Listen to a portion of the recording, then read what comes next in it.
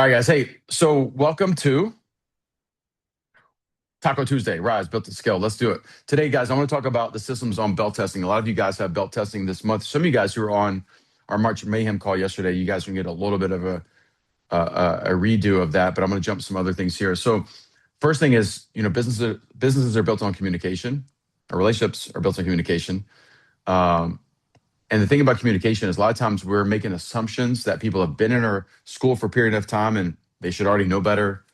Sometimes we think we said something to them or we send an email out and we think they saw it.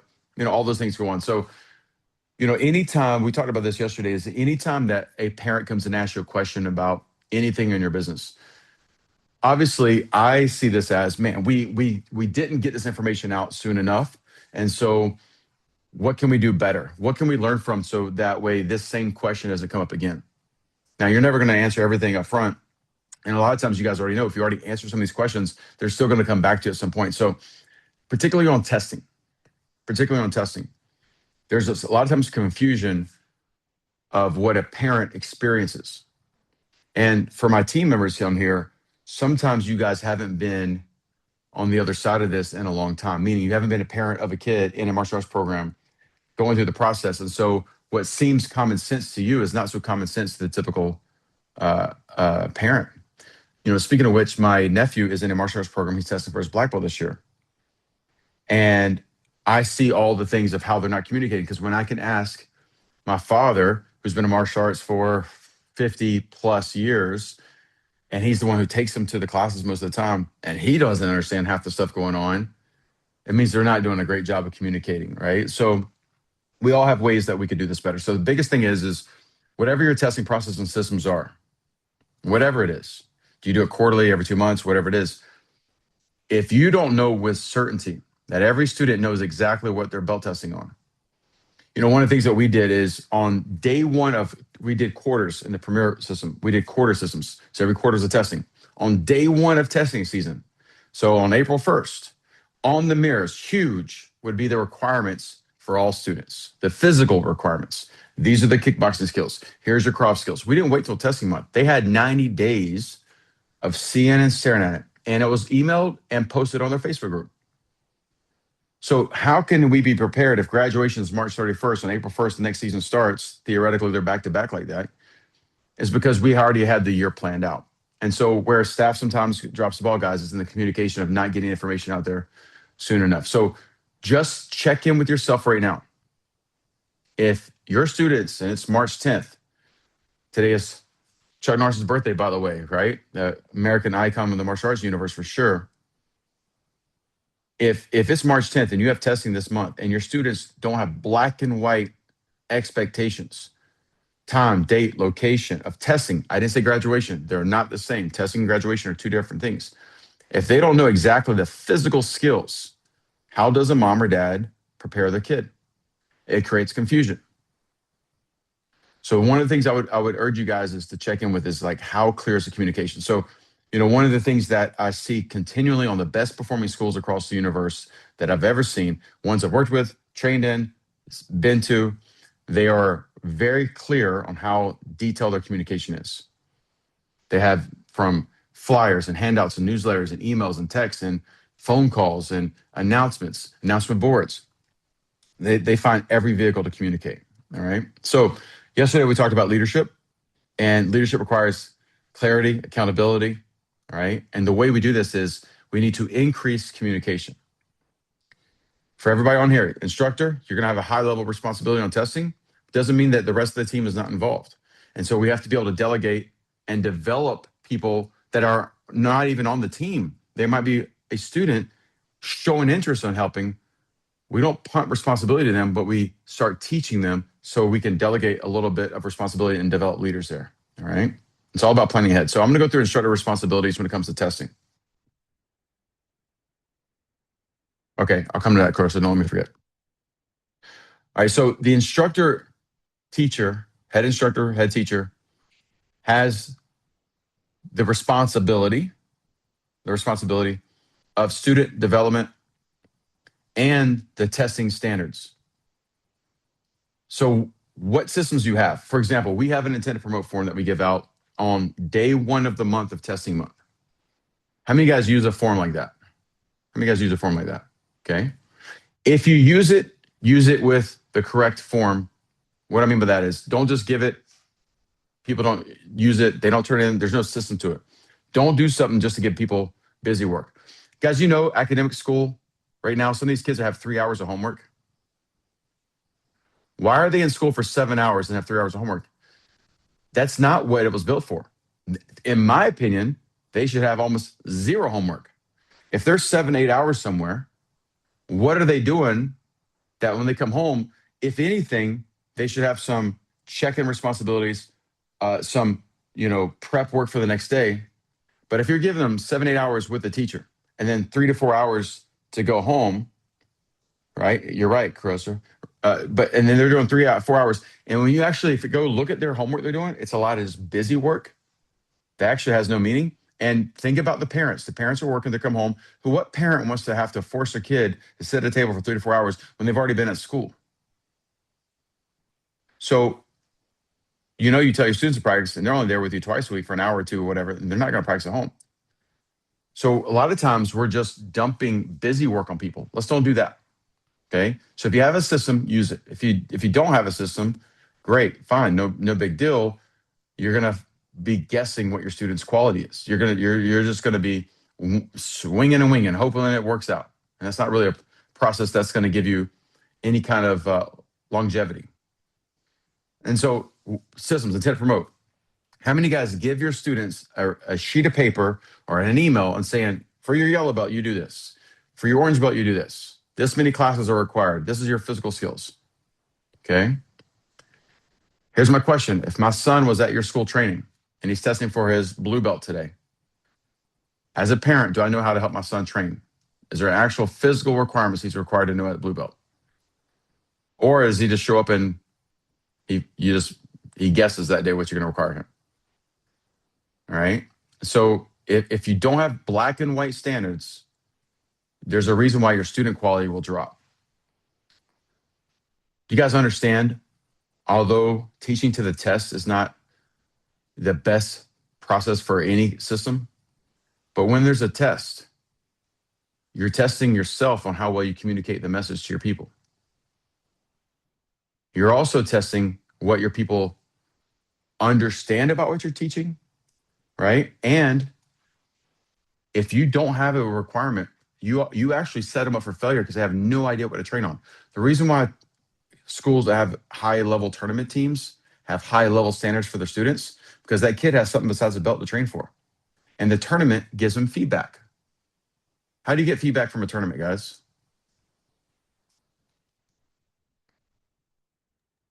Anybody know? You lose, right? And losing hurts. And when you lose, you either go train to get better or you quit. So the next question is, if I was a student, my son's a student in your school, my daughter's a student in your school, do I know what passes and do I know what fails? Yes or no? Or is it just discretion of the instructor that day? You're pissed off that day, so you fail everybody. It's kind of hard to set myself up for success and get my kid ready to show up for your martial arts program when I don't know what to train for. I don't know what to prepare for. I walk in and your behavior, your attitude that day could determine what might go right or wrong.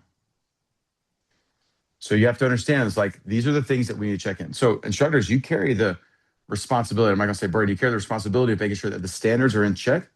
And then you're responsible for student development. Progress equals happiness. And progress needs to be seen and shown. What do I mean? Guys, when my son's a white belt in your school, white belt, a yellow belt, does my son have physical progress that I can see as a dad? Right? He walked in, couldn't put his feet together for attention, didn't bow properly. In 3 weeks, he should be massively better martial artist. He's going to go from brown belt to red belt. Can a dad that doesn't train see progress from brown belt to red belt? Not at all. Because the progress in those ranks are in the nuance. So I start believing as the dad, nothing's different. It's all the same stuff. So how am I going to know that my son's making progress?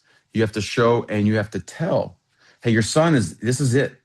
This is where hey, He used to hit with his pinky when he was doing his punch, and now he's keeping his elbow tucked in. Like, I'm not going to see those little things unless you actually show me that you're the professional and can show me that. So this is where parents pull away from your program because they think that's just more of the same because you're instructing in class. So you have the obligation, the responsibility to set the standards. Okay. Next, when you're doing reviews, evaluations, instructors, you are the one who sets up and talks to the parents. You have to have the confidence. Hey, Mr. Smith, listen, your son's not ready for testing. Here's why. Here's what he has to do at home to be ready for next time. Hey, he's going to go 3 months in between ranks right now. He's going to miss this testing. He's not qualified. He doesn't meet their qualifications. You have to have a system of what's in place that when the parent says, no, I want my son to test. Okay, I'm the professional here, Mr. Johnson, Mr. Smith. You want your son to test? Great. Listen, it's probably more than likely 90% chance he's failing. You're ready for this repercussion. Okay, let's do it. Right. And so like, or you could say, you know what? So you will have some parents that are demanding something. How are you going to handle that? Is your staff, are you guys prepared for a parent to be committed that way, that they want their son or they're going to press on you because they're going to feel like something's wrong? These are the conversations that you need to be prepared for. Okay. All right. So before we go into a layout for testing, I'd like to hear from you guys real quick. What system do you have for testing, not graduation, for testing right now that you really love, that you feel like you guys are doing a great job? Whoever wants to go first, unmute and let's roll. I want to hear something that you do great when it comes to testing.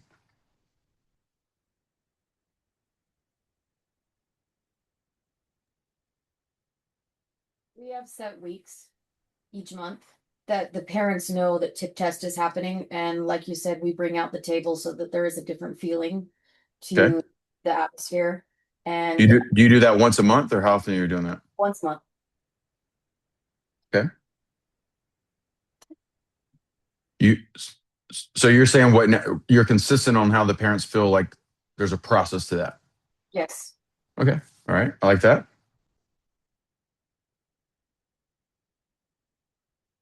Nobody else has anything they like? As a parent, I like that we offer in our private group videos at the beginning of every month. The instructors film the moves that they need to have, and we put them in separate videos so they I like can that. recover through training. And then we also offer a sheet exactly on the beginner, intermediate, and advanced. They get a sheet of the Right. expectation, and they have exactly the same. The title of that line is exactly with the video, so they can refer, like if they can do a check. That's If they awesome. don't, they can refer it to that. Okay. So you guys are recording these videos. You said how often are you doing? What's the frequency? Like at the beginning of the month, we record the Right. videos for the month. That way, they can be reviewing and they stay in our private Facebook group. The cool thing about that, so everyone hears that, Natalia basically is using the Facebook group as an extension of the mat. So it's a way, particularly if people can't afford private lessons, whatever. It's a way of giving a tool or giving value. That's awesome. I love that. And you're doing you're referencing where it's at on the requirement.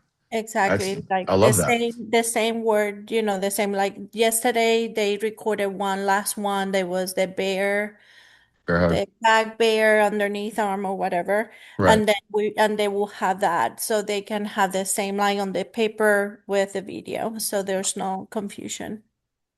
I love that. That's awesome. Great job on that. Anybody else have anything you love that you're doing? I just have a question on Natalia's. What Yeah. is better, using the Facebook group that way or having a designated curriculum in your app? I mean, what is the best way? Well, I can answer that for her because she has really crappy software. Yeah, I So don't have enough. in the perfect sense, so the thing about Facebook groups, a private group for your school, it's a great way to everyone's most of the time. Like if you look at demographics, most of us are going to have a high percentage of kids in our program, and your kids are going to range from 5 to 15, so to speak. And so that age group of parents are all going to be on Facebook, whether they use it a lot, right? They might like other technologies better, but everyone's going to already have that device. And then there's this people like me, for example. I don't like having a lot of stuff on my phone. I don't have games, right? Like my phone, like I know some of you guys don't know how to use iPhone, but I don't have any. This is my one thing. I have one page. I don't have another screen. A lot of people have like multiple screens. I don't. Like, I don't want to download 15 apps. I delete apps all the time. So some people just don't want extra stuff. So at least Facebook is already on most people's devices. If in the perfect world you have a great CRM and you could put courses and you can control the unlocking of it, having that as a tool is great. So that would be perfect scenario. Natalia just has crappy software. So, Miss Haley? I can't really speak as like a parent who experiences graduation since even though my son's involved, I've been helping Miss Lakin and like Landon stuff run graduations for so long. Right. But if you look at our graduations from when I started till now, I think our biggest improvement has been our time management. Organization of graduation runs so smooth lately. Like, we're hitting the time markers that we have laid out. Coach Smith lays it out literally by the minute. Like, okay, we're spending this. It's amazing. So then we can perfect our traffic flow through the room because we have like an enter and an exit. We have an area set up for pictures. So if they want to pull us into the pictures, we have a board set up. And then we also started, due to an increased amount of belts being left, even a station for them to write their names on the back of the belts. So that way, if they drop them in class, we can be like, hey, Jimmy, you left your belt here last week. So that way, we can return it. But that's been like the biggest improvement over probably even the last 18 months is graduation now even is during their normal class time, which is super awesome. But, like the flow of everything is great. And I think the kids have adapted to it really well. And the parents seem to love it. Especially not having to come in on a random, like another day, another time type thing. So. Sure. So, yeah, I like the fact that timing things out, because what it does is if I'm a volunteer and I'm helping, it helps me understand where I need to be. So I like that. Guys, I'm going to go through a testing flow. And so take some notes on this, and then we can kind of open this up for discussion. To add note, our school only tests twice a year. So kids only move up in belt twice, right? Max. So one of the things that we are testing out or experimenting with is on our belts. We get our belts through Century Martial Arts. And instead of Century's label on the belt, we've got our Rise Martial Arts black and white version of our logo made into a woven, am I saying that word right? Woven fabric Open labeling. And so it will be on every belt. So it looks more like, almost like a black belt has a more professional look because they're keeping the belts longer. We have not done it this testing season, experimenting with it next testing season, where they can opt in, and we'll have it done for them, where their last name will have a standard, can be embroidered on the belt as an upgraded fee. Since they're keeping the belts for 6 months, right? So one of the things, and we're again with mostly kids, we used to put our names on the lapel, and so maybe doing this on the belt is an upgraded fee. It's just we've got to figure out the timing of when the cutoff is. And that's because we don't do 4 tests a year, we do 2 a year. And so giving them a little bit of branding to their belt. So having the Rise logo on every belt instead of the brand of the company, right? Type thing. All right, layout. Let's do some notes as we go through this. All right, so testing flow. This is a testing. Now, testing graduation, and kind of go to, look, there's so many ways I've done this in the past. I can tell you what I like better and what I don't like. And sometimes the version I like isn't available based on, facility location, staff, or whatever. So testing and graduation are 2 separate events. I've done them one and the same. I've done them separate. The advantage of having them separated is it gives you the flexibility when you need to fail someone, where you're not embarrassing them while everyone's getting a belt and they're not, they're standing there watching, or they leave crying, whatever. It also gives you the ability to show the difference between test, which is pressure, opportunity for showing up or falling behind type thing, seeing what levels, because you have to, where we make mistakes sometimes, guys, is we're testing, but we're not doing any different than class. So it doesn't feel different. There's no pressure difference. And we're walking them through. We're doing too much of the lifting. Graduation is more celebrate with the people, because imagine if someone came and sat next to you watching you take your SAT. That's not very exciting or sexy, but they showed up to watch you walk across the stage and get your diploma, right? So testing could be longer. It could be, people call it stressful. And so you wanted to kind of have that experience, whereas graduation, celebrate, let's have fun. Let's party and celebrate our success. So I like having them as separate events. There's times where that doesn't work out. But testing should feel, there should be an element of pressure mentally and physically. So here's the structure that I kind of follow as a general layout, right? So and we do our testings during class times, before that starts, we have a preparation of a table is out, right? Grading sheets, requirement sheets are out on the table. You have stations kind of set up how you want to lay this out based on how your school is. You have your roster printed, so you have the names printed and what rank they're testing for. So that way, as the instructor, I can see the names. I've got them right here, right? Everything's kind of clearly defined. If you have a backdrop, you want to make it feel a little different. Sign on the door as people walk in, testing in progress, please be quiet as you enter, those type things, okay? Then as the kids come in for their testing, they get their card, they get on deck. You have an on deck section. And your staff, or this is where I really would teach my leadership team, right? If you guys a lot of times have leadership kids that are helping, assisting, is teach them that they're going to do the check. What is the check? You're checking people's uniforms, right? This is at least one time every quarter or system that you go through. You're seeing if the uniforms fit them properly. Is it getting too tight, too small? Or is their belt tied right? Do they have the right kind of fighting equipment? Like, this is where we kind of do a check-in.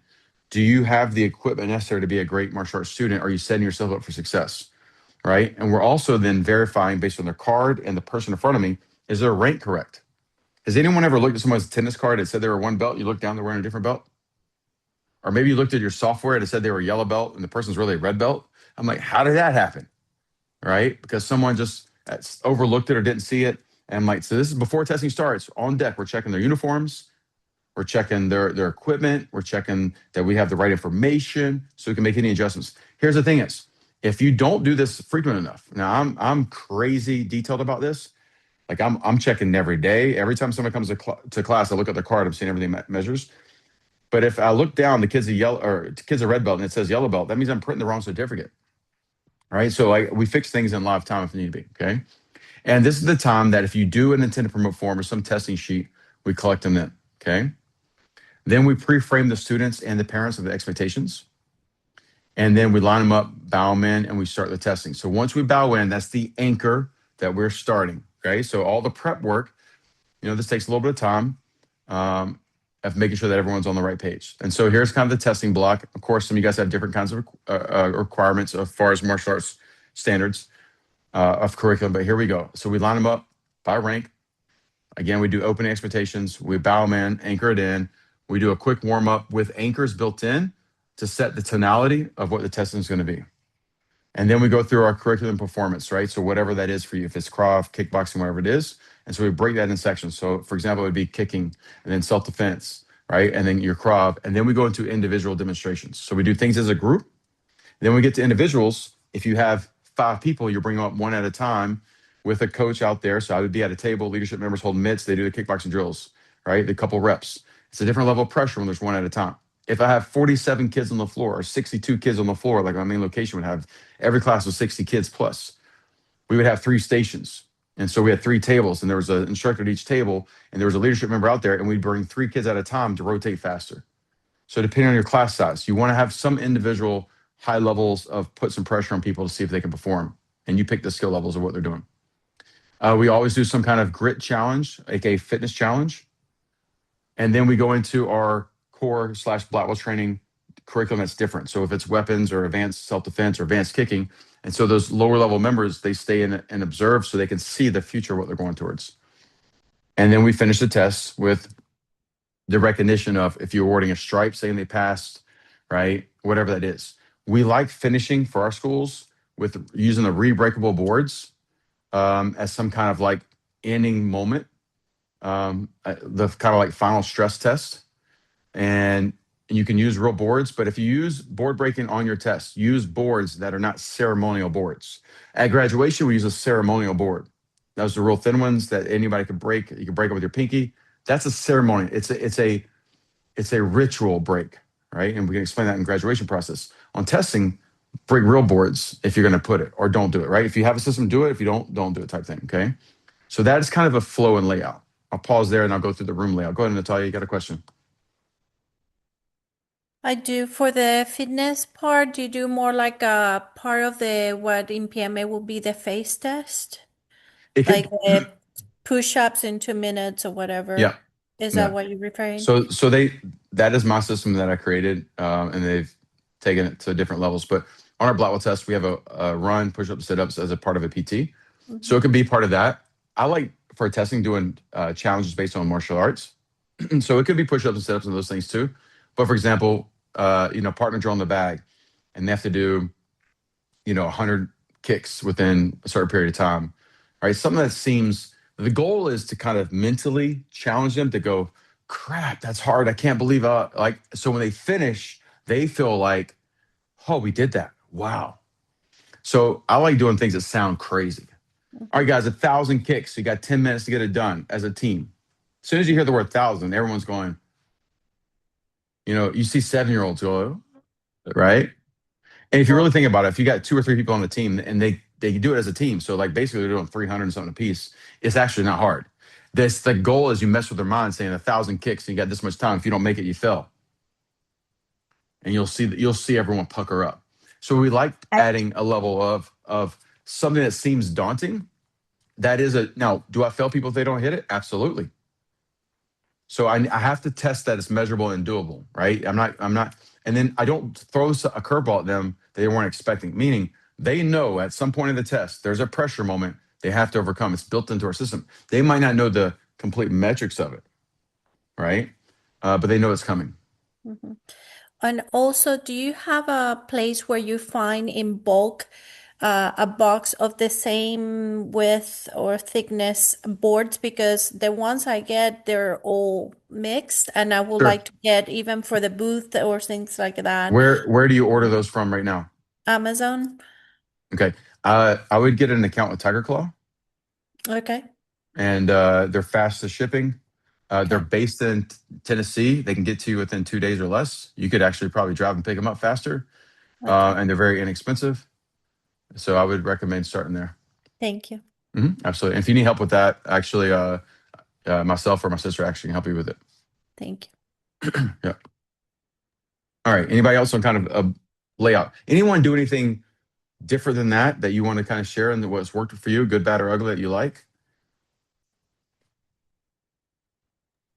Everyone's I'd be good? bouncing between which way we face, just because of So- our space. Like I did my first few testings facing long ways. I And got then you. my last test I did actually with their backs to the mirrors, which we really liked as a testing board because we could see everybody better. Okay.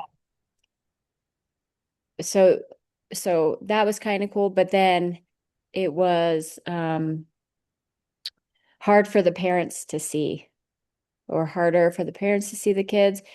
And somehow, like, we trained facing the mirror, and then we were testing to the side, which is really confusing for kids especially, and then we tested with their backs to the mirror, which was good. I think that was helpful for the kids actually, to not have it in their view. And so this next one we're doing during class times, like you do. And so Yeah. I haven't decided which way. And I mean, I think it's important. Otherwise, I would just keep rolling with it. But that's my next challenge. Okay. Yeah. During class times is obviously because they're already used to coming. Once you have advanced students, the only caveat to that is scheduling a time where advanced students come to an additional testing to add more pressure moments, because you don't want to go from an hour test and then Blackwell test being days long and it kind of be hard. But yeah, absolutely. And changing directions is a good idea too. Natalia, Atlanta, whoever's next. I was just gonna say, we used to do our testing very traditional, boring. It was 4 hours long for our 4-year-olds would sit there for 4 hours because of how it was, and we started doing it more like you would do it, and we changed direction every time we switched to something new. Even in the same thing that we're doing, we'll change direction. That way, no matter what, it works out. Parents can see them at sometimes. Sometimes the kids looking at the parents is bad, so we want them to switch it up and look at the mirror sometimes, be away from the mirror. But it's a very high energy, and I love that we've switched to doing from the traditional way of individual everything, taking 4+ hours for every test. Oh, it was awful. Yeah, It was terrible. the old school approach was you'd show up at Saturday morning, 9 o'clock, all belts. You sit there and they would go in order. And so if you're an advanced student, you're there 9, 10 hours, but you were half the time didn't do anything. And it's just, that again, a lot of times no one challenges like where this stuff came from.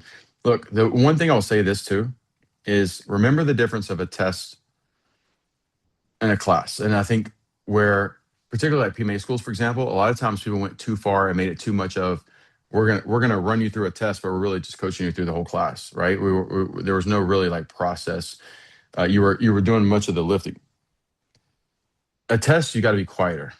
A test, you have to give people the opportunity to understand what they're going through, because that's how you really they learn about themselves, right? They learn like I'm freaking out. I don't know how to handle this, right? So you need to create moments where you create this stress and they learn how to come through it on the other side. And that's the real goal of that. Okay.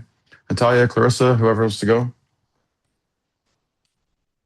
So going along with that, you were saying, that testing you're supposed to be quieter. How do we walk that fine line of, them doing what they need to do, because I'm not teaching anymore. Right. I'm letting them show me what they're absorbing, and it's really on me. I guess maybe Sure. that's how I should communicate it. Maybe that it's more of a reflection on me and how well the information is getting in. Because I don't want them to see it as a negative, because I came up that way where, like you were saying, depending on your attitude, I'll fail everybody. Yeah. I came up under Yeah. that. I came up under, and I was that for a while. Like I was the asshole person that did that, Let me say this. I have the problem, aka challenge, of just wanting to coach people all the time and help them. So like when they're struggling on testing, I'm like, ah. So it's a me problem. It's okay to let a kid cry and figure stuff out. Now, there's a line of like, I'm not gonna let a kid harm himself. Like let's say we're breaking a board and he keeps trying, he's gonna hurt himself physically. I make the decision for him. I'm gonna physically protect him. But for a kid to struggle and to fail a test or struggle and then pass, right? Like my goal is not to set them up for failure. My goal is to set them up for success. My goal is to create an opportunity where they overcome a challenge they didn't think they could do and they learn about themselves. That's the real key, right? So that being said is I have made the mistake of jumping in too early before and save them. And guess what I'm teaching them? Oh, if stuff gets hard, someone's coming for you. Someone's going to come get you. And so then they don't determine that they have the grit and the ability and the confidence to figure out things. So I'm really setting them up for long-term failure of life. That's actually, I'm creating a more of a problem in that person's life than actually serving them to help them. So,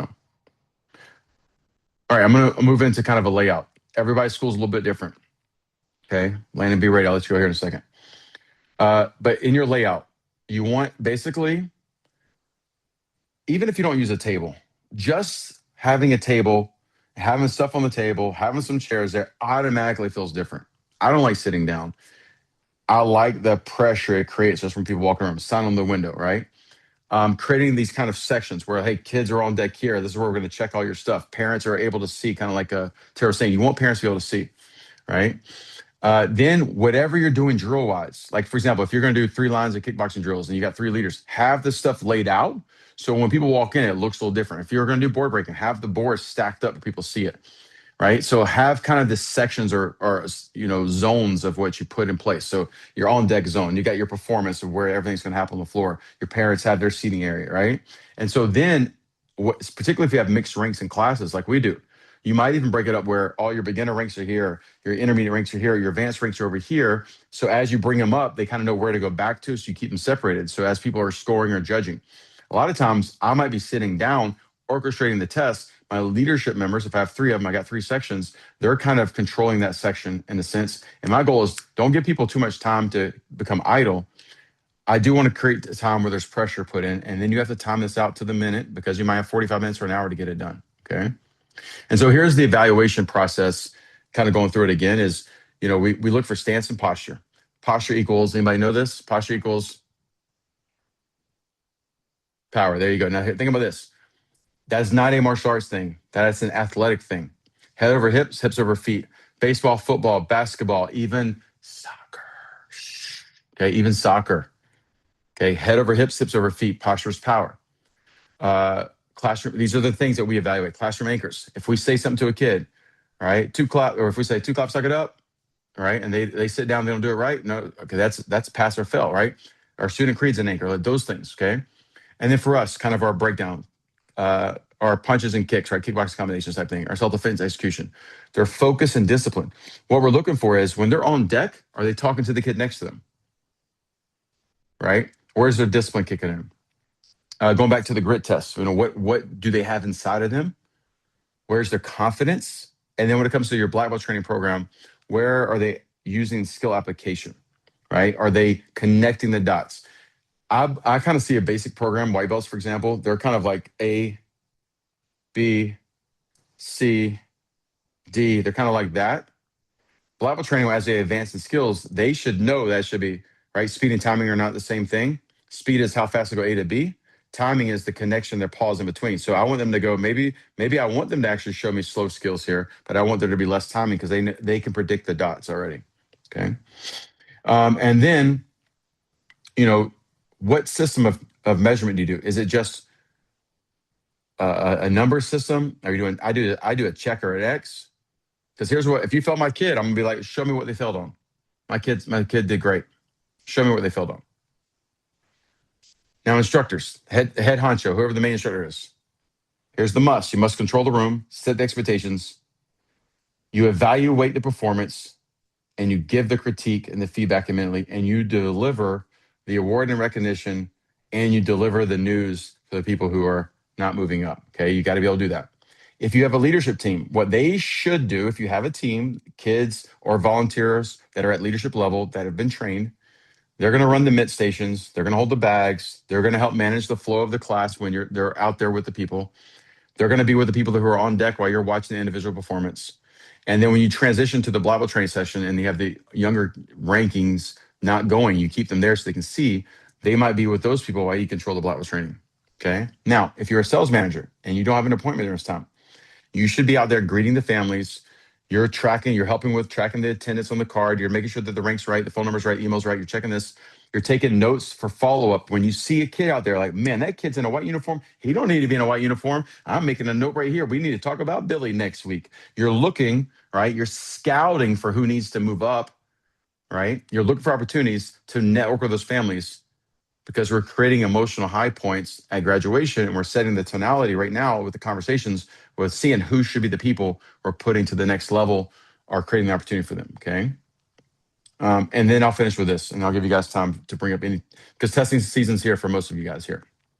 So here's the kind of questions I ask myself. Okay, first, this is what I'm asking myself as the instructor here. Did every student show up prepared? Physically prepared, emotionally prepared, and actually with their equipment prepared? If they didn't, that's on me. I didn't educate them properly, okay? Did they perform at the level based on the rank? Is the red belt doing yellow belt execution? We talked about yesterday, there's no such thing as a yellow belt technique. All techniques are black belt techniques. There is yellow belt execution, orange belt execution. So are the students performing at the level expected based on the rank?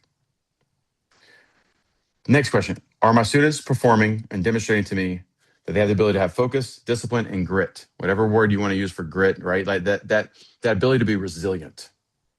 Or when the challenge gets hard, they're shutting down. So this is more of an emotional, mental check-in. Am I building just physical good students, or my students actually have the ability to stay locked in, to perform under pressure? Can they be resilient when they get faced with a challenge they didn't know how to handle? Okay. And then ultimately it's like, is my student on track to be promoted to black belt? Are they ahead or behind on their course? So those are the kind of checkpoints every time I do an underbelt testing. All right. And so here's, just give you 4 frameworks here. You're training them, right? That's classes. They come in, you're teaching them, training them, coaching them for that. There's preparation. So this is class. There's preparation. Then there's testing. And a lot of times what we do is we skip the prep for the tests. We teach classes, we forget to prep them for tests. There's a period of time. What we do is we build in that the last week before testing is prep week. We talk about what's going to happen in testing. We role play in class. Then they come into testing week. Like today, we actually run the test. It doesn't count until their second day. Today's a practice test. So last week was prep. This week, their first day is a pre-test, practice test. And if we see something bad, that we're like, holy crap, you're really not ready, we're going to have a conversation before they show up for tests. So we're training, that's classes. You got so many weeks of curriculum, teacher training them, coaching them. We prepare them. There's a week or 2 weeks in between there where all we're doing is role playing the skills we've already trained them on so they understand what's going to happen on tests. We prepare them for success and then tests. That's why at tests, you got to be quiet, right? You say, hey, guard stance, here we go, front kicks to the back leg 1. And they're like, oh, what is that? Okay, I can't coach them because I've already done all the coaching. And then graduation's a separate event completely, okay? All right. Pausing here. Confusion, questions, challenges, concerns. Can Let's you, go. Yep. sorry, can you repeat? They have to show grit, and before that, like energy. What was that part? Yeah, you're talking about what? Yeah, you're talking about what I'm looking for in general. Mm-hmm. So the 4 questions I'm asking myself: the 1, are they showing up prepared physically, mentally, emotionally, and with their actual equipment? Right. Mm-hmm. 2, are they performing at the expected level based on their rank? Mm-hmm. 3, are they demonstrating to me focus? Right. Are they able to lock in right now when there's pressure put in? Do they have internal discipline? And do they have resilience and grit? Meaning, like when there's a challenge on a test, when all of a sudden they feel that, oh my God, I don't know this, right? Does it shut them down? Or do they find a way to take control of themselves and push through?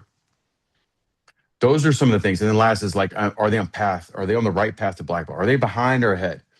Because here's the thing is I had people take 10 years to get black belt. I've had people get it in 3 years. And so not everyone's the same human being. By the way, I took 10 years of training before I tested for my black belt. I'm, slow learning here. It took me 10 years. I also had a really difficult instructor. It's about communication. If you told me my kid, hey, listen, he's going to need a little more time to get black belt. It's going to take him an extra year. Here's why. Here's what you got to do if you really want it. Communication. But if my expectation is 3 years and it's going to take 5, you didn't tell me, I'm pissed off. If my expectation is 5 years, I get in 3, I'm probably not too upset. But, you just got to make sure communications. So I need to make sure, are they on a developmental plan that fits them? And that's what I'm checking in for belt testings. All right. Miss Landon. So 2 things. 1, could we possibly see your testing sheets? We used to do it for Taekwondo, but it was a very specific ranking system. And then we stopped doing it because we did testing and graduation as the whole thing was a ceremony. It wasn't actually a test. Right. There was no testing part of it. It was just basically graduation. Sure. So then we didn't write anything. So we're talking about going back to doing that. Could I see yours so we can Are just you get an idea? are you asking for a requirement sheet or testing sheet? Those are 2 different things. Both would be amazing. Sure. And the answer is yes. The answer is I'm actually developing it right now. So I have a template that we have. So right now it's literally a Google Doc sheet that the designer has. And so because I found the design I like. So I'm gonna tell you what it's gonna be. Our requirement sheet actually will be color coordinated by rank. So I'll have a header like for yellow belt, right? And it'll have the physical requirements. And it has the physical requirements and also the things they have to do besides physical requirements. So how many classes, how many tournaments they've had to compete in, things like that. So we have requirements, prerequisites. Okay. So they're color coordinated. So it'll be yellow, orange. And so that's how it's being designed. Just to give you a heads up. That's not our testing sheet. That's our requirement sheet. I'm creating it to be white labeled for you guys, meaning it's designed like a lot of my other documents that you could take it and use it if you want to use it or not use it. So the design, this has been a 4-week process. And the reason why it's taking a little bit longer is creating something that could be used for any branding. So it's coming. And then testing sheet's a little different. So testing sheet, what I've used in the past is, and I might have an example to show. I just don't have the one that we're going to use right now. But just think about this. Let's say there's 7 techniques I have to know for yellow belt. It would have those 7 techniques listed. And then there's a grid so you can put the names of those people testing for yellow belt. You with me?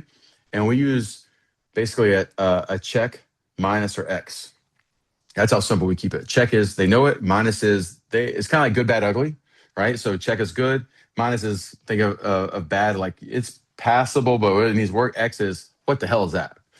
Right. And we just have it like you're only allowed to have so many X's before you fail the tests. So we don't do some like 72 is your score, 97 is your score. It's basically like check minus X. And you're only like, if there's 7 blocks, 2 X's is a fail. You're only allowed to get 1 X. You're allowed to suck at one thing. You can't suck at 2 things. So this is it in design, and I'm giving it to you guys who are clients here, so you can use it and rebrand it. It's being designed so anybody can use it, and it's editable. So like, editable, not edible. You don't want to eat it. That's a hard word to say for me for whatever reason. But yes, to coming to you soon. Okay. Editable. Thank you. And then Yes. so my second thing is I have to make a video to explain because we're changing how we're doing it again. We're not changing, we're updating. Good. I like it. Good job. Yep. So we're updating our system, which that's what I've been telling the kids on the mat. So hey, we're doing something really, really cool. It's a new thing that we're doing. I'm really excited for this. Like we're updating our belt testing system. So you get to have graduation separate. It's gonna be like I've been pumping them up. They're all really excited, but Sweet. parents are still a little bit confused. I have to Good. make a video and send out an email. I don't want to give more information than necessary because sometimes more is confusing. Sure.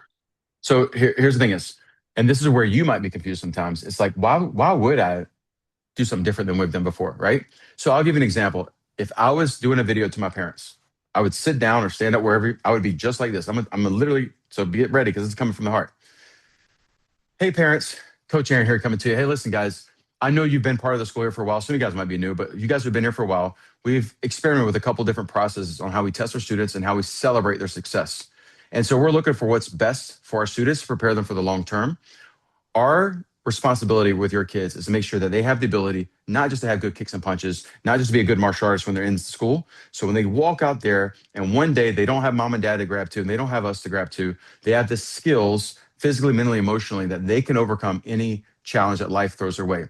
Now, testing is a big part of this. Testing is when we figure out what they have internally built to overcome whatever that adversity is.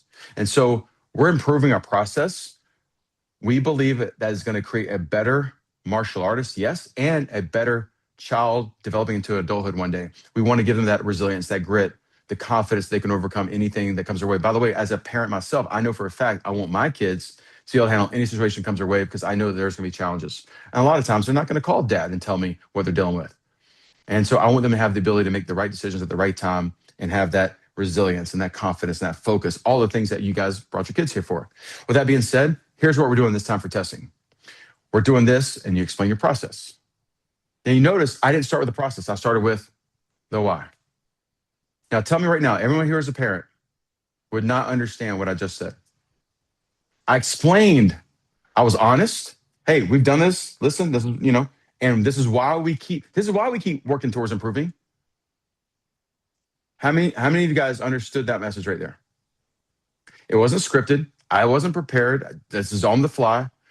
How can I do this? It's because I've lived it, done it wrong a lot of times. And then I understand as a parent what the ultimate thing is. I just want my kid to win. I want him to have a great experience. I want him to get better. And so as a parent, I need someone to communicate with me why you're doing this. And I'm on board. If someone told me that, I'm like, let's go. That's why I don't say, hey, we're changing stuff, or hey, I don't start with process. I start with, hey, here's my intent. My intent is to build your child to be the best human being possible, right? I start with that intent. And then I branch that into what I'm going to talk about is improving the process because the intent is here and we're improving this to get more of this, to get better of this. And then here's how we're going to do it this time around.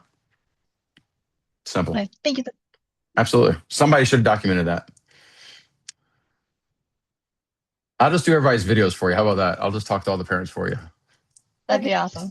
I can get it. I can put it down. Yeah, there you go. I love it. All right. Come on, Miss Lakin. I haven't heard from you in a long time. Miss Lakin's been so quiet lately. I think she doesn't know how to use her phone. Somebody's got to help her with that. So I just write down all my questions until you stop talking, and then I find my opportunity. So don't cut you off, sir. Okay. First question is, if the classes are small with testing, like say small as in like maybe 2 to 4 kids, would we combine them to make a better experience overall, or you just leave them like that? I do it during the normal test time. So we're going to have some classes that will be small. But here's the thing is, I don't change the process because you can hurt them or help them when there's different volumes. Meaning, if there's 16 in one and I have an hour, and I have 3 and I have an hour, okay? Those 16 might get rushed through some skills and they don't get the same level of pressure than when I have 3. Well, that's unfair to both audiences. And so what I do is I follow a process, or I have so many reps I'm going to require, and I build it based on worst case scenario. So like worst case scenario, I have 24 spots on the floor. All right, I need to build an hour template based on my curriculum that they have to test. How many reps can I put these kids through? What needs to be in a group? What needs to be individualized? Then I follow that format no matter what the size of the class is. So if those 3 kids get done in 30 minutes, test is over early. All right. Because graduation and testing are not the same thing. So what I mean by that is I don't want to be unfair and be harder on a smaller audience or easier on a smaller audience. And so, hey, parents, listen, part of your communication on prep week, like week before, you know that class has got 3 people in it. Hey, parents, listen, we only have 3 people in this testing process. Testing's going to be, shorter than the full hour because we have so many reps to have to go through. So just want you guys prepared for this. That goes back to communication. Okay. I have to write that down. All right. If a student isn't ready to test, they've gotten the proper communication that they're not ready, they don't have the hours, whatever, do you still have them go through the same process as everybody else during that class period as testing? That's a great one. Okay, so let me go through my process. I saw Clarissa's question and also help answer. So there's 4 quarters in a year. Each quarter is 13 weeks, right? So we're on a quarter system, but we do seasons. So we have testing season, tournament season, testing season, tournament season. So 13 weeks. Weeks 1 through 9 is development, learning, okay, training, coaching. Week 10, we review for the event. So we review for the tournament. We review for the tests. We prepare them. We role play. Hey, this is one of the drills that we've practiced for the past 9 weeks. Here's what it's like on the test. We pressure test stuff, right? So it's class with the idea of we're building for what's about to happen next week. We're basically role playing, right? And then we have 1 week of testing or 1 week of tournament, which happens in their class. And we finish with the pinnacle event. So the pinnacle event will be graduation. The pinnacle event will be the overall tournament, like we do. We do class tournament in a sense for with the classmates, but the whole school competes at a tournament. Okay, so that kind of gives you some expectation there. If I have a kid that is going to be unprepared, they're missing classes, they're not physically prepared, there's something situation like that. My preference would be is as soon as I have, let's say on that prep week, the week before testing, if there's a situation like that, if we caught it late, maybe, okay, like we didn't know this on week 1, and I'll go back, hold me accountable. I'm gonna come back and say, if you can predict this at the beginning, I would speak to the parent. Hey, Mrs. Smith, listen, your daughter really is not prepared. She's missing classes. I know we already talked about this. Here's what I would recommend for you to do. Bring her in for practice tests next week on her Monday class. Skip Wednesday, the belt testing, right? I don't want her to come in, see that these kids have passed, and we set her up for just having to explain to her. Let's already have a conversation ahead of time so she understands the expectations. And then let's make sure you and I have a process of like what's next and best for her. So I would, let's say she's missed half the classes because she had a surgery or something like that, right? And I say, listen, we talked about doing private lessons. Let's put a plan in place when she's healthy, like whatever the circumstance might be. Because these aren't 50 conversations you're having. This is like 3 maybe. If there's someone who's met all the prerequisites, but they're physically just behind, I, as a teacher, should see that, man, this kid needs longer in development. So I'm going to tell you what I've done for this. Our younger kids don't go white belt to yellow belt, okay? They have a belt in between. So they go full belt, white belt, half belt, full belt. So they take a year, not 6 months to get the yellow belt. And so one of the things that we do a lot of times in predicting this is like, all right, you could do 2 things. If younger kids should always be ready because you're promoting them more often on learning how to test, right? A 7-year-old should not be failing a test for any reason. If they show up to classes, I can't see them. They don't know their left from right. Typically, they don't know how to use their toes, their hands, their feet. You're teaching them. I don't see someone being a martial artist until they're at least 8 or 9 or 10, right? It's all kind of prerequisite in a sense. So 7-year-olds, 6-year-olds, 5-year-olds definitely should never fail. Can it happen? Yes, it can. All right. If there's no element of failure, then it's not a test. But I probably have done very few, maybe less than 10 and 5-year-olds have failed. Now, 8-year-olds, plenty of them. So if someone's not going to be physically ready and I can predict it, I have a conversation with the parents. Hey, the average person in our school, it takes 4 to 5 years to earn black belt. Based on what I'm seeing with your son, he's taking a little bit longer to learn skills. What I'd like to do is make sure that we're on understanding that we're going to always evaluate and be honest with each other if we should put them up for testing or not. And if there's ever the time that we think we need to come to class, go through the process, and just know that it's not going to be ready, or if you ever want to supplement training with doing additional training with privates, that we can directly hit this. I'm just going to communicate early on. What I don't want is a parent have an expectation their son's ready to test. He shows up for testing, and then you don't pass him, and then you create confusion. Expectations are everything, and that's communication. Okay, and then following up with that, like with white belts, with new students, what is the minimum amount of required class time that you allow for them to be eligible for testing? Great. So I want 4 classes. If someone goes through my L1, L2, signs up, comes to 2 solid weeks of classes, yeah, I want them to test. The first test is learning. Like, honestly, the first test is just learning how to test. Who's learning how to test? The kid and the parents. So if they don't test and they're like, if they sign up this week and it's testing week, no, of course not. But if they were signed up 3 weeks ago, sure, because I don't want them to wait 3 months or 6 months and go through this process. I want to get them. Okay, side note, you do not want a kid to do a tournament for the first time at red belt. If you're going to do tournaments, you want them to do it as a yellow belt. The longer in the tooth they are rank-wise, the more stress it will be, because they're competing against a red belt that's been competing in martial arts since he was a yellow belt, and then they have no shot for victory, and it's self-defeating. So same thing for testing. The longer you wait to test them, the more pressure it is, because they start understanding too much, and then now they're in their head too much. All right, I Clarissa? have a lot more, so I'll shut up for a little bit. Okay. Yes, ma'am. Go ahead, Clarissa. Okay, my question was about raising the level of communication with my parents. We merged with a school that had a very wildly different culture. I mean, I'm used to being very structured, very, parents knew what was going on. And then we went and merged with a school that had zero structure, zero notifications of anything. And so I feel like in a lot of ways that hurt us, because I had to step back my approach to stuff because these parents were put off by that. Right. And now I'm kind of trying to regain lost ground, so to speak. And I really want to raise that level of communication. How do I do it in a way that doesn't seem pushy and doesn't seem like overwhelming, but at the same time gets us closer to that goal of, I want you guys to be fully informed of what's going on and what's happening. I mean, one is create a cadence. And so you get to kind of determine that. Like, maybe I'll give you some examples. Hey, I'm going to send an email out, every Monday morning, telling everybody what to expect for the week. Creating some cadence that's predictable, right? Frequency leads to trust. So the more and better communication, the more I trust you. And so if I didn't know you and I was part of another school that merged with you, the first thing is I don't know you, I don't like you, I don't trust you. Like, take that approach. It's not a personal thing. It's just like, for example, Tara could be the world's best teacher, okay? World's best teacher. And she comes and takes over for your school. She could be 100x better than you. But if you were somebody's first instructor and they had built a relationship with you, they'd be like, who's this chick coming in trying to teach us? Blah, blah, blah, blah. And it would take time for her to win that person over. And the way you win them over is you have to understand where they're coming from, so you don't show them where they're wrong. I'm better than that person. Blah, blah, blah. I have a 7.3, blah, blah, blah. Like my dad, one of the things he's tried to call me just now, one of my dad would do is he would always talk about himself. Well, I'm this person. I've trained with this person. I'm like, no one cares. And I try to explain to my dad, it's like, nobody cares your background.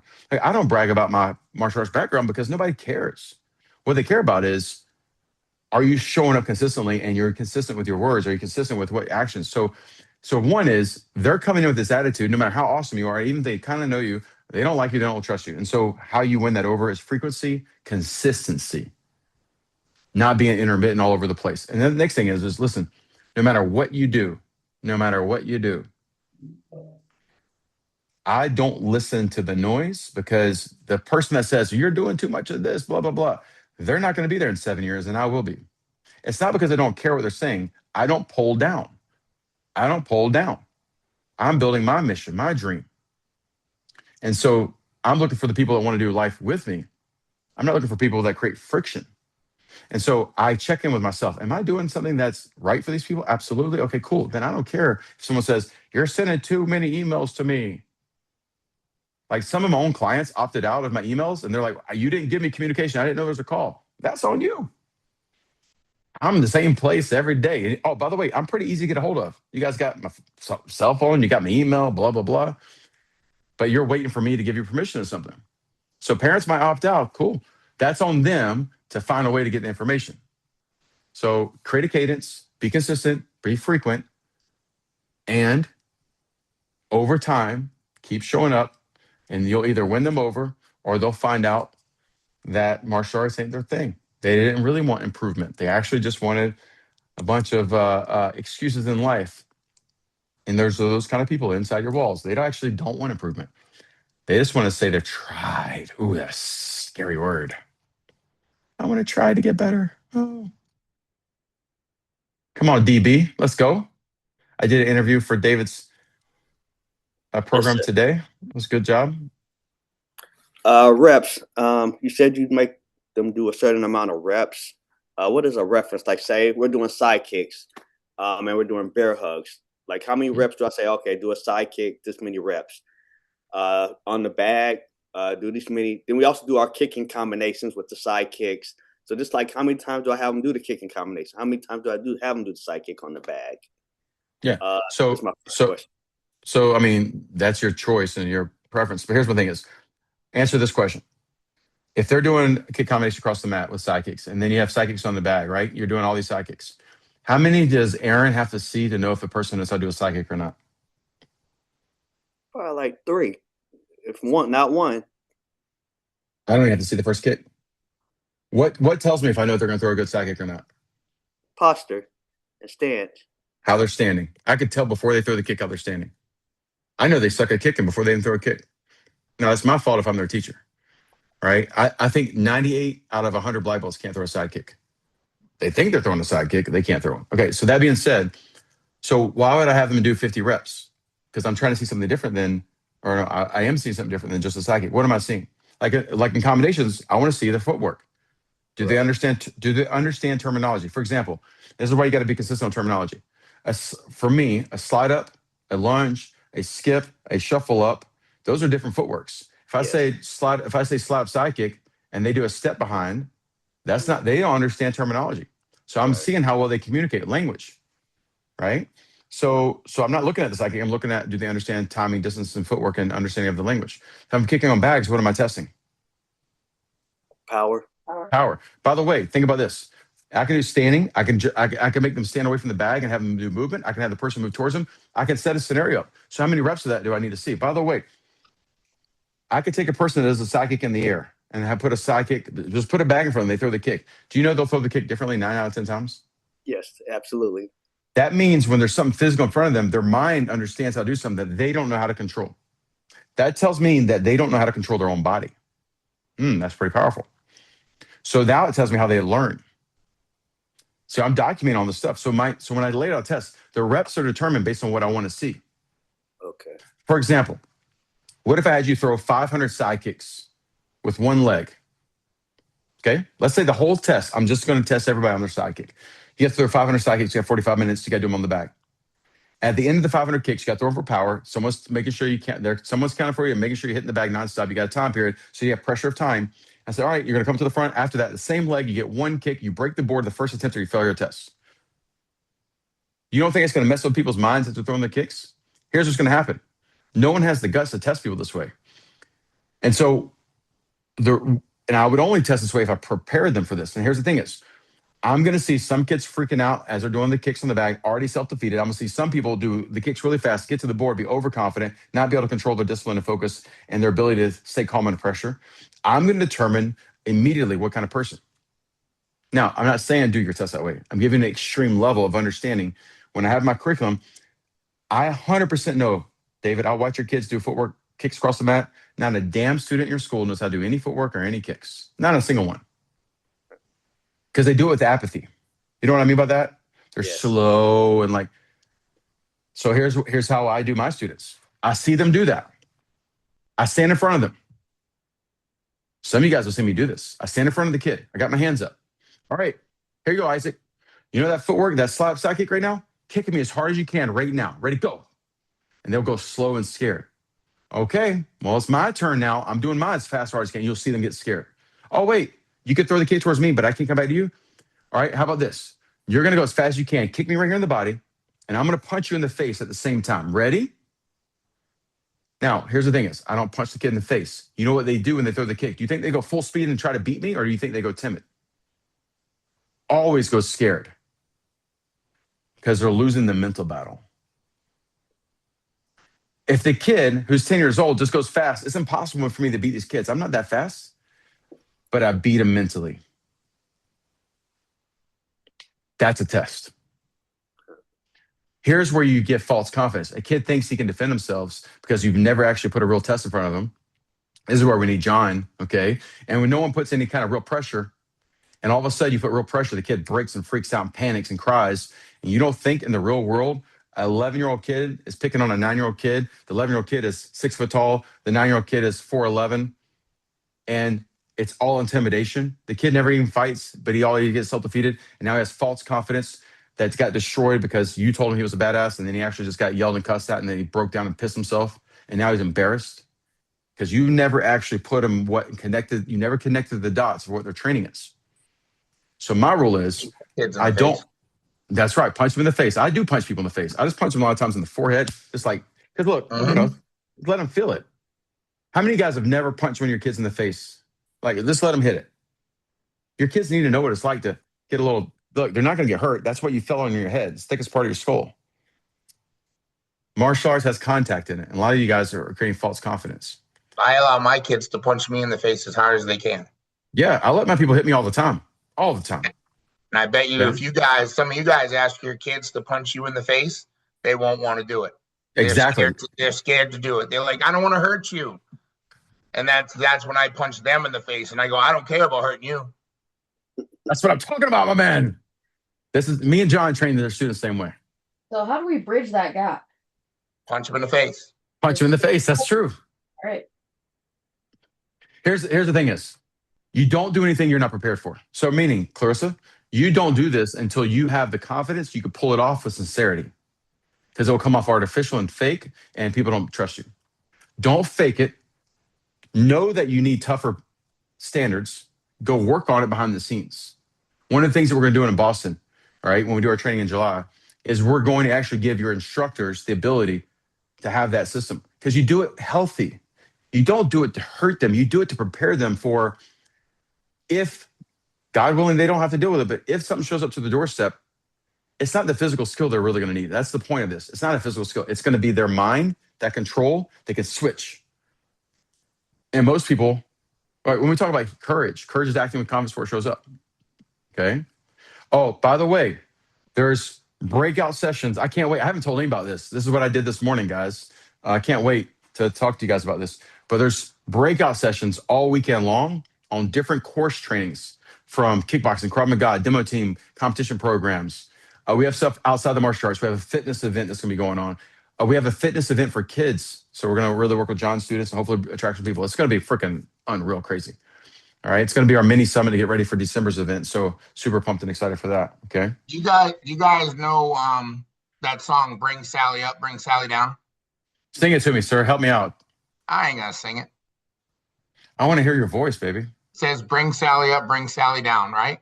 Yes, sir. I know your song. Have your kids do it in a plank position on their elbows. When they hear bring Sally up, they come up on their hands. They hear bring Sally down, they go down on their elbows. Make them do it. It's 3 minutes and 17 seconds long. Anybody touches their knees, the song starts over for the entire class. We also do this with squats. We'll do plank position. They'll die. I had kids crying yesterday and I told them to suck it up. I love it. Suck it up. Plank position. Hurts bad. Man. I can't wait. Can't wait. Can you hear all this too? Yeah, sort of. All right, guys, let's finish up. Any other last questions? I've had to pee for 10 minutes. I'm drinking too much water here. I love it. Like, I have more than last questions, so I'm probably going to need an extended All right, meeting here you time. But you get one question, and then listen. Some of you guys, I've sent you guys about tonight for getting ready for the Coach Expert program. Everybody knows we're going to do a little check-in tonight for that. So make sure you got that. If you don't, hit me up. But go one question, and then we'll call it a day. Get one. Just pick one of these. Okay. Well, a hard one or easy one? Last one. All right, I'll make it simple because the other one. There we go. Best one, baby. Let's go. Come on, bring in the best one. Let's go. Oh, bring the best one. Okay. Well, I'm wondering how to grade expectations per versus technique per rank, which is probably a loaded question. All right. So what? Ask it again one more time, so let's make sure I heard you right. So how do I grade expectations per rank Right. versus technique per rank? Like what I'm going from compared to what I'm going to type Right. thing. So start with this. Transition. Start with just actual physical requirements before you work about expectations. So don't do everything at one time. Like for example, if I had a kid in your program, he says for yellow belt, what am I needing him to be able to do? Right? Because the more clear you are, the better someone can actually prepare at home and help their kid get ready. And that's how you create a community. And that way, like Natalia has videos, like so now we know what we're working towards. Then we can create a culture where all technique is about technique. Execution level is different. So, hey, at yellow belt, we only do standing kicks. I'm giving you some examples, right? At blue belt, they add kicks with footwork. So then you can create expectations based on the skill and what progression should be. For example, if your black belt still fights like they're doing kata, right? That would be wrong. They should be fluid in movement and all that. But you don't start off a yellow belt fighting that way or orange belt fighting that way. At yellow belt, you might not give them free fighting. You might say, hey, we're doing scenario training. Right, we're doing like you're only on defense when you're only using hands. Right, you're giving stuff. So like you create expectations. Don't do all that at one time. It'd be overwhelming for you because you're going to keep processing. So over time, you just lay out a format. These are the skills. You start with the end in mind. Here's the skills I want my students to know at black belt. Rewind that. What does that mean skill wise at yellow belt? And then what are the expectations? I don't need a yellow belt doing pump kicks across the mat, chasing somebody down. Right. When you explain the requirements to a parent, do you explain that the expectations per rank are different, or that's too much information that makes it complex for them to understand? Because you're the one that knows that. Yeah. So like, does that make sense or no? Yeah, so the physical requirements are just listed. Side kick, front kick, right? And it might not say side kick, it'll say standing side kick, right? So like that's pretty much easy to explain because it's just written there. As far as expectations of performance, in prep week, it's a culture standard we talk about to the students and to the parents. Parents, here's what we expect on testing next week. And we say the same thing over and over again. There's only one type of technique, it's all black belt technique. There's different levels of execution. There's yellow belt, orange belt, and purple belt execution. Hey, parents, understand you guys have the requirements. Here's what your kids preparing for, right? So it's a constant thing in our education system. So, and you put out the education based on timing. Like I don't need to talk about that in tournament season. That's a different level of pressure. So when you do this, and it becomes a cadence, meaning like it happens every time we have that week come up. It's always, right? And it gets pretty simple. All right, guys. Hey, same bad time, same bad channel. Okay. Tomorrow we're going to talk. I know you got more questions. I have a real quick one if you could answer it really quick. Go real Little fast. Legends, do they test and Little Legends test and graduate in the same day? Don't test, just graduate, celebrate? Just graduation. Oh, wow. I mean, I have them come out individually, show off some stuff. They break a little ceremony board. It's all a celebration, actually. Yep. You're teaching them you're teaching them how to be like this pre-karate. Okay. Hey guys, tomorrow, Miss Marie will be on the call running that mostly. We've been talking about brand standards with your program, what products, how you do this, how you order, all those type systems. Thursday, coach's call for owners here, going through a review for everything. You guys need me for anything? Tonight, Coach Expert Program, people who are launching a coaching program. We're going to just review that tonight. So anybody, if you're interested in that program, you want to come on board, go through that, hit me up. I'll send you the time and information from that. Landon, text me. I got to go. Peace, guys.